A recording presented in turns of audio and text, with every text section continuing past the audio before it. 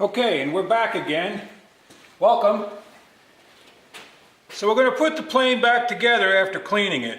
And first thing I did to kind of, in my own mind, find out if there is any difference.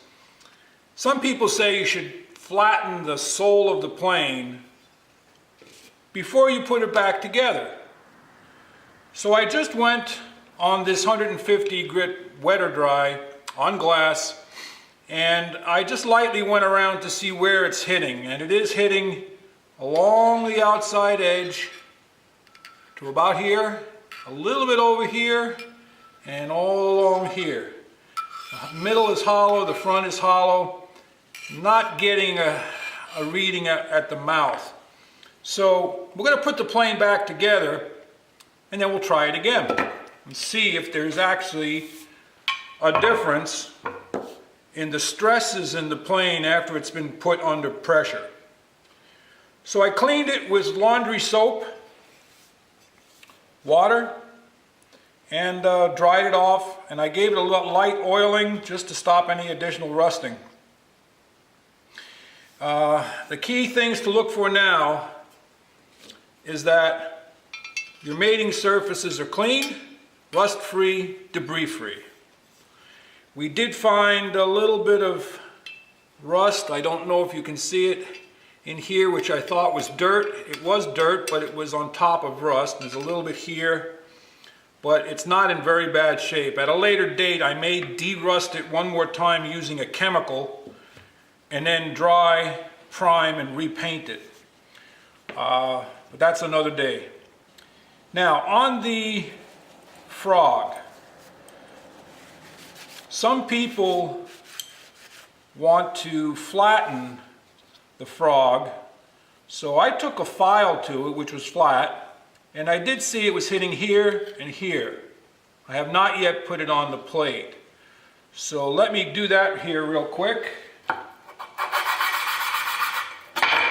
just to see where it's hitting. And I'm getting registration here and here and here and here, so I'm not going to mess with that right now. I'm not going to go any further with that. That's done. So we put the post screw back in there. And I did put a little bit of oil on that. Now, here's a tip when oiling, putting your plane back together. Take a Q-tip and take your oil, some light machine oil, and put a drop on the Q-tip, and then go to your surfaces and just put a light, just ever so light, and you'll see it's picking up a little dirt, just ever so light. You don't want so much oil that it's oozing out all over the place. And then the same thing with the bottom of the frog here. Here, here, here. You don't have to put anything in the middle because there's no mating surface for the middle. A little bit on the screw, and that's it. Put your adjuster back in, adjuster knob. Remember, it is a counterclockwise rotation. Remember to get the yoke above it so that it falls in. Also, once again, just a drop of oil on the Q-tip and a little bit of oil on there makes that go nice and smooth. See how smooth that is? All right. The lateral is moving freely. Once again, a dab of oil in there. You don't need much. If it's moving freely, it's not a big deal. So this has to go back in. As I said earlier, this is a war model. There was no screw here, so it's just a simple position and screw. A little oil on the Q-tip, a little oil on the screw. This way you don't have oil all over the place. Because the first thing it's going to want to do is attract dust, which means you're going to have to clean it again. Now don't over tighten the screw. Now we may lose a little bit of volume here. The heater just kicked on. We're in the North Country and we're still fighting winter here. Spring does not want to arrive. So get these screws in to the point where they're just barely finger tight, so that this still can move. See, that's actually too tight. Just so this can still move back and forth. Now how I adjust it is I always like to bring it, and I don't know how to show this to you, I always like to bring it so that the plane of the frog face matches up with the front bevel edge on the mouth, in the rear of the mouth opening. Not ahead of it, not behind it, right even with it. Sometimes that's easier done just by feeling for it than looking for it. And because this doesn't have that center adjuster, you have to sort of center it yourself. Now we can get a little tighter. I take a look, take a touch there, It's a little high on this side. I make a light tap, that's better. Look down, I don't see any light, maybe just a little bit there. And that's it. Tighten, tighten, tighten again, a little harder, but not too hard. You don't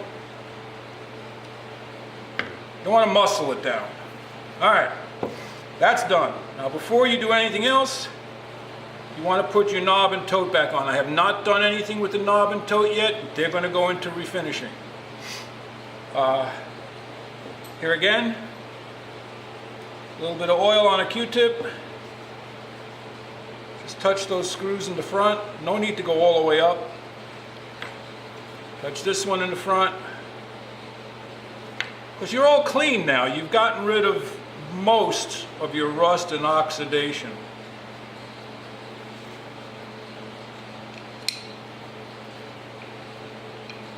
I like to put this in and put the long post in first. The toe screw should align on its own. And this is one I never quite even understood how they made this, because they must drill it from underneath. You can't put a screwdriver straight down on it. You ever wonder how they make things? It's like, how did they figure that out? This is a brilliant design. I don't know who Leonard Bailey was. Was he a genius?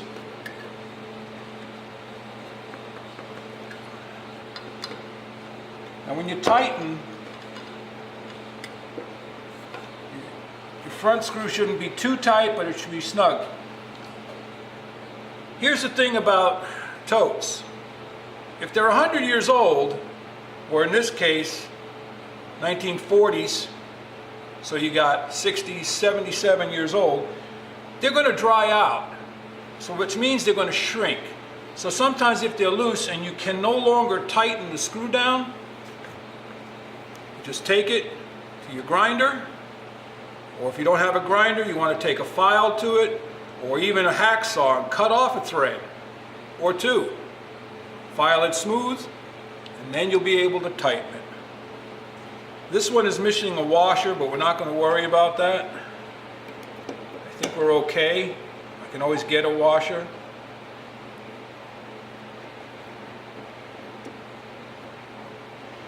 All right. As far as the position of the knob, whether you need the grain going one way or the other, that's all cosmetic. Now I already went through, and you remember this blade was pretty badly rusted. I already went through and cleaned it, and the pitting is real bad. It's real bad up here. That's, you know, not much you can do about that. But I hit it with a wire brush, wire wheel, and I got rid of all the rust that the soap and water and whatnot did not get rid of it. Once again, should you use a wire wheel on antique tools? You know what?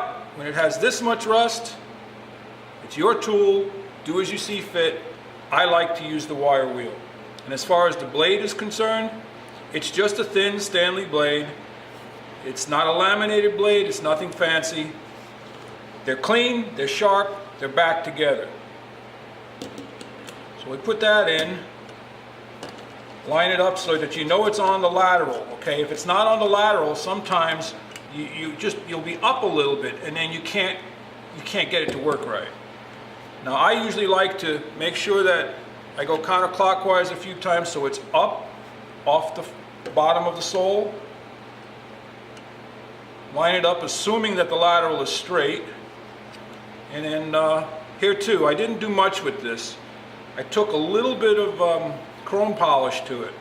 That's all. I didn't put this on a buffing wheel or anything. Remember, you can make your planes as fancy as you want, but unless they cut well, you know, I mean, you can gold plate them, but unless it cuts well. Now, how tight should this be? How tight should your lever cap be? Well, some people might say this is okay, but I think it's just still a little loose. I'll give it 1/8 of a turn. Try it again. That's a little better. I'm going to give it one more time. Another 1/8. I like mine snug. Now some people will snug them down like that and then just give them a little, that's it, 1/16 of a turn. That's it. She's back together. So, is the plane under tension or is it not? Let's see. I have a Sharpie. I will put a couple lines here, here, here, here, here, here, where it was already hitting.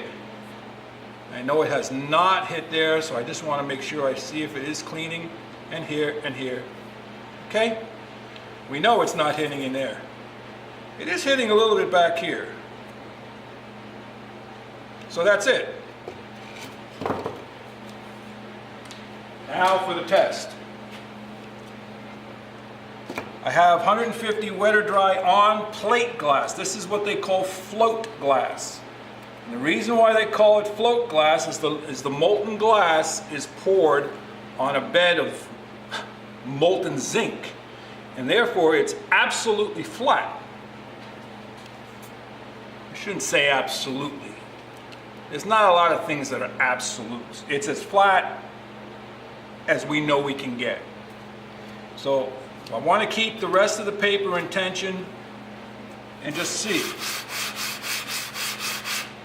And when you're putting pressure down, I like to put it in the middle, because then you know you're not really flexing the plane.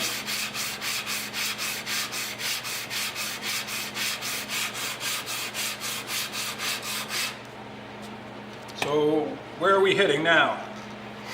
We're hitting, these lines are going away, so we know we're hitting in that same spot. Hit there, we hit there, we hit there, hit there. We definitely hit all those same spots. That one's hit, that one's hit, that one's hit. So we are hitting the same spots. So I guess the answer is lap your sole of the plane with or without the frog in it. It's totally up to you. I like doing it this way. So I'll proceed with that, but before I do that any further, I do want to talk a little bit about cleaning up the sides. Scotch-Brite is your friend. Very simple. Put a protective paper or something down on your workbench. You can use a full sheet if you want to. I will not use sandpaper on the cheeks. I will use Scotch-Brite, but I will not use sandpaper. All I want to do is get rid of a little bit of the oxidation. That's all. So you just rub it back and forth, check it. Start to see where it's cleaning up. Rub it back and forth.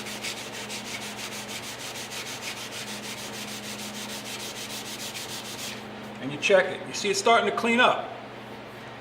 Now you can do this with a smaller pad and just do spot cleaning. See how nice that cleans up? You can do that, but what I find is if you do spot cleaning, you can make areas that are just too shiny. You see the mess it makes? If you don't protect your bench, that'll get into the wood on your bench. So that's pretty much it for now.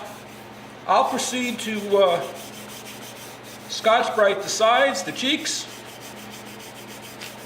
I may run it lightly over this top edge. I don't mind a little bit of patina, but I'm going to proceed lapping the sole. Now that's 150 grit. What I will probably do is drop down to 120. See how fast that goes. If that doesn't go fast enough, I'll drop down to 100 and then come back up. But 150 is about as fine as I usually go. Even 120 is suitable. Your plane, your shop, you decide if you want to polish it up to a mirror finish or not. But let's get it working. Next time we come back, I'll show you the knobs and tote cleaned up, refinished to some extent, plane all cleaned up as far as I'm going to take it, and we'll make some test cuts. Walter, over and out.